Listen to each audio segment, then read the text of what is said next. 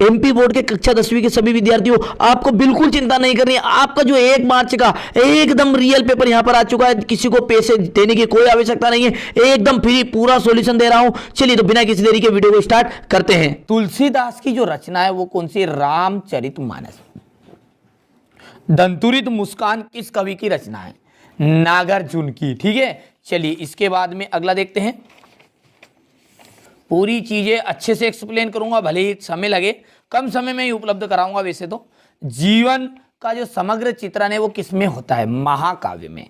बाल गोविंद भगत गाते समय क्या बजाते थे? खंजड़ी बजाते थे। दूध का दूध, पानी का पानी।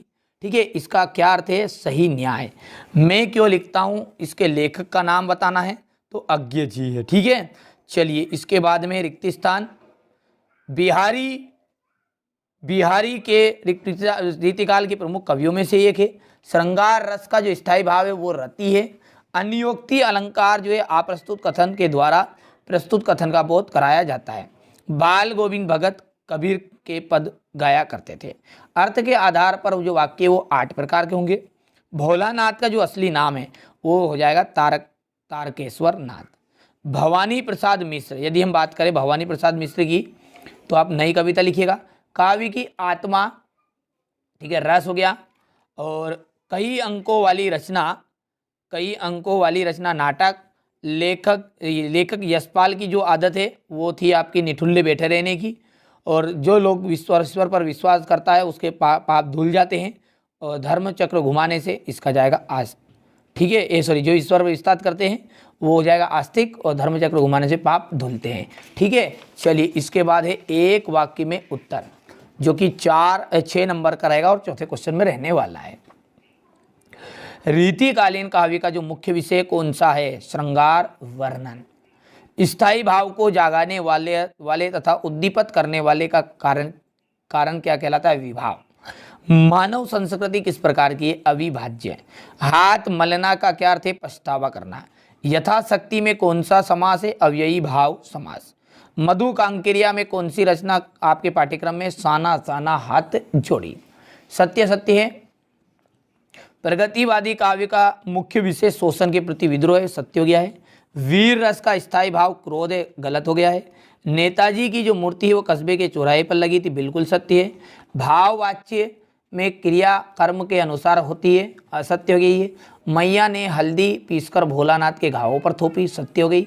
ठीक है, लेखक की प्रत्येक रचना श्रेष्ठ नहीं हो सकती।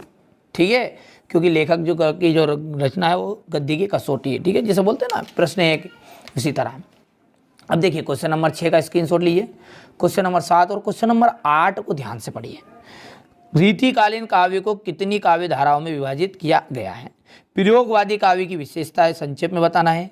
सूर्यकांत त्रिपाठी निराला और मंगलेश डबरोल की काव्यगत विशेषताएं बताइए।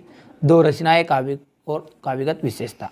मुक्तक काव्य किसे कहते हैं? करुण रस की परिभाषा, ठीक है, उदाहरण सहित समझानी है। चलिए इसके बाद में यदि हम आगे की बात करें तो रौद्र रस की परिभाषा का एक उदाहरण देना है। अन्योक्ति अलंकार की परिभाषा उदाहरण सहित। यात्रा वृत्तांत किसे कहते हैं? एक यात्रा वृत्तांत लेखक का नाम।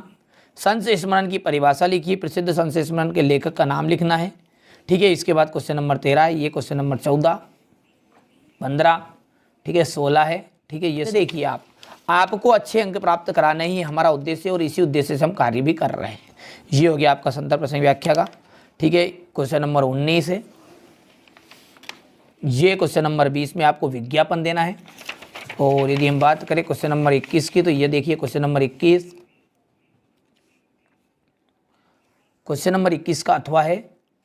और क्वेश्चन नंबर 22 में अपने जन्मदिन के आयोजन पर सम्मिलित होने हेतु मित्र को आमंत्रण पत्र लिखिए। अपने प्राचार्य को शाला छोड़ने पर स्थानांतरण प्रमाण पत्र के लिए आवेदन देना है। और ये अंतिम आपका क्वेश्चन नंबर 23। टोटल 23 प्रश्न आएंगे, बिल्कुल चिंता नहीं करनी है। जैसा कि वादा किया है पूरे नंबर में से पूरे नंबर ही दिलाऊंगा, 75 के 75 ही। जितना बता रहे करते चलिए, ठीक है, आगे मैं सब संभाल लूँगा। ठीक है, पूरे पेपर बता रहा हूँ, ठीक है, अच्छे से जानकारी पूरी दे दी।